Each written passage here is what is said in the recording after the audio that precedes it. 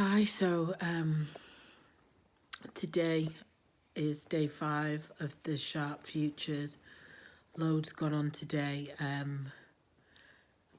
There's 20 of us on the course, and there was a site visit, and at the beginning of the week, I remember the guy leading it, Ewan, talking about apprentice, and so today I thought it was an apprentice moment.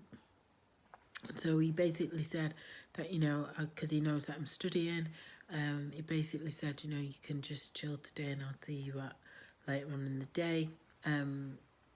No, actually, I didn't get in my health declaration form, and so he said that I won't be able to go. That was it.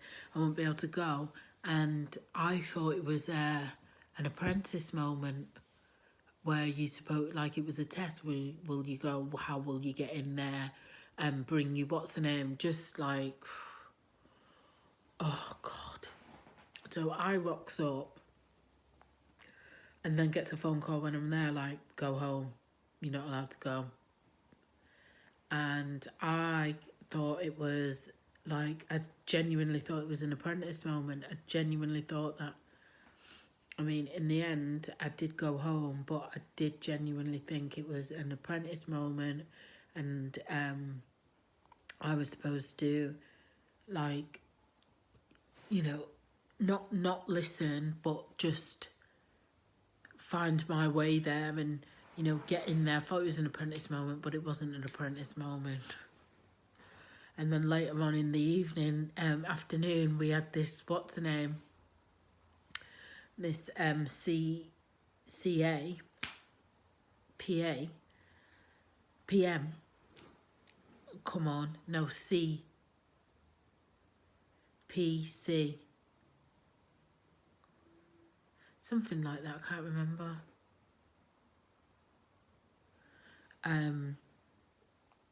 And she was talking to us, and then someone said, did we see, I'm sure I've seen Selena there this morning, and we called, and I do remember waving at him, but I was like, in my head I was conscious that I was trying to work out, should I be here?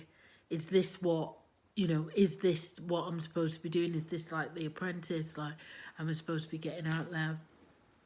Anyway, I wasn't, and she said it, and I just sat there giggling in the corner like a kid. And anyway, I messaged and just said, you know what, Frank, I do apologise about that. Anyway, we'll leave it there. And then I went to my grandmother's today. I generally go once a week. I've not been for 2 weeks consciously. And I just wanted to make sure that I went just to see that she's okay. So today's been really, really eventful. Yeah,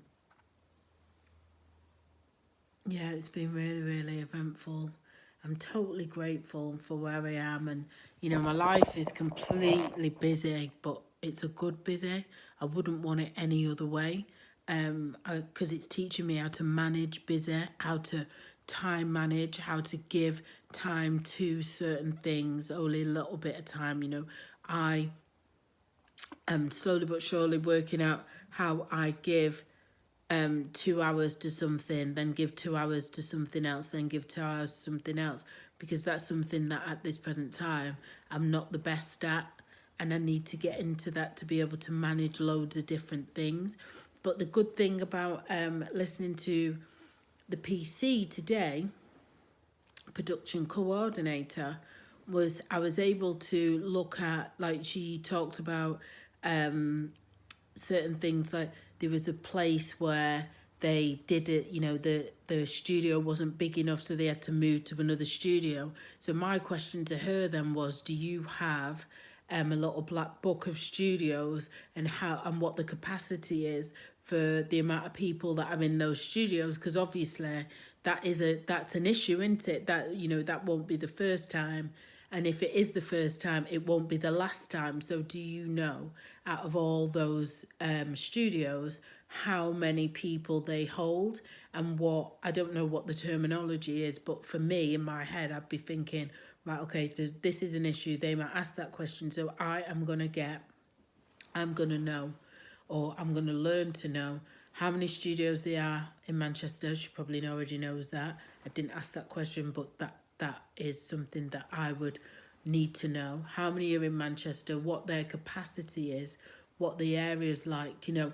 So these are the things, like, and some of the things that she was saying anyway, just like, you need to know what's in that area. So this morning, as I was doing my whole apprentice bit, thinking that I was on the bloody apprentice, I was thinking, right, okay, so in my head, if someone says to me there's a location, I'd need to know if there's a Booker around, if there's a Costco, you have to buy these waters, is there a Asda, the toilet, how toilets, you know, I asked it, you know, is Wi-Fi your issue? Is this something that you need to find? Do you need to find that there's Wi-Fi? Do you need to find how quick that Wi-Fi is? What is it? What is it that you need? You know, and just as that has just come into my head, something else has just like fucking light bulb moment. Something's just dropped. The penny has just dropped. I can't get into that right now, but yeah. Yeah. So those type is the Wi-Fi, is the Wi-Fi around? Is that your job, or is it the tech people's job? What else was I asking? You know, what is your worst day? You know, it's okay telling us about your best day, but what's your worst day? What was that like? How did you deal with that? What were those emotions like? I want to know about that day, because that's the day in a high pressure job like that. That is their day. That is it. Their day is got to be, that worst day has got to be, you know, for me as an ex-chef, one of my worst days was when they dropped me in the fucking shit on my last 2 weeks of having that shop, and me having then to find staff in that week just to get through that week, to be able to not only pay them but pay the other staff, make money to pay the other staff. Just, oh God, that was like my worst day. But then that kind of showed my strength. So so for me, it was like, well, what's your worst day? What was that like? How were those emotions? What did you feel like there? Did you ever feel fuck it? So yeah, it was interested listening, and there was a few other things that were said, and I thought, yeah, I need to know that. And that's a good thing that I need to know. Where do I find that? Yeah. And so it was good having those conversations, because the more you listen to that, the more things that maybe they haven't seen, you see, and you see that is something that would be an issue, or something that you need to know. So yeah, that thing about the size of what's it called now, the size of the studios, you know, I was asked to elaborate on that. So for me, that was a good question. You know, what size do you know the size of those studios, who they hold? So yeah, I was kind of proud of that question, because it just shows that I am thinking in that kind of context. They're the things that you need to be thinking about, so that a client comes to you and says, I want blah blah blah and blah. You can say, right, I know this studio might have that, I know this studio might have that, and I know this studio might be good, so let me go take some pictures, send those pictures to you, or take a video while I'm there, and we can go through this, and I can show you all this and this. And I think there was another question that I felt was good. I can't remember what that question was.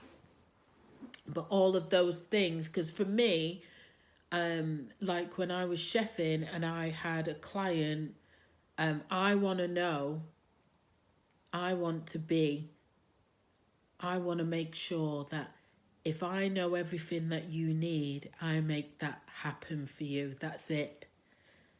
If you tell me you need a stage and it's this, and this, I just want to know that we work together that much. I know you that inside out that you don't even have to tell me what you want anymore, because I just know, and I just make that happen for you. That will make me feel good about myself, and that will make me feel good about our relationship, and knowing that you feel good about that I'm in your head that much, that I already know what you want and I can make that happen for you. All you have to do is slip me a piece of paper that says, this is the film, or this is the thing. That excites me. That literally excites me, that I can make that happen just like that. So, you know, yeah, but I think it would be a good role to have and to aspire to that. That excites me. It doesn't scare me. Well, it does kind of scare me, but it also excites me that I can make something. It'd be like giving a load can't cook, won't cook, or reds and greens, or what it was called with Ainsley Harriet, having those ingredients there and someone just putting them there and you just making that happen for that person. Having that relationship with a different load of producers or co-producers or whatever, and you just knowing that, yeah, they're a little bit highly strung and they're a little bit dramatical and theatrical, but you have that relationship where they just give you that piece of paper and you just make that happen for them, and they still give you shit, but they know deep down they can't do it without you. That's what I'm talking about. So yeah, I think that I think Ewan is a great mentor. I think that he's going to be a great person. Like, not to know, not in that set. Well, he's probably a great person to know. But what I'm saying is, in the sense of, he could get you to that level with the knowledge that he's got. He could get you to that level of knowing that just by the way he delivers his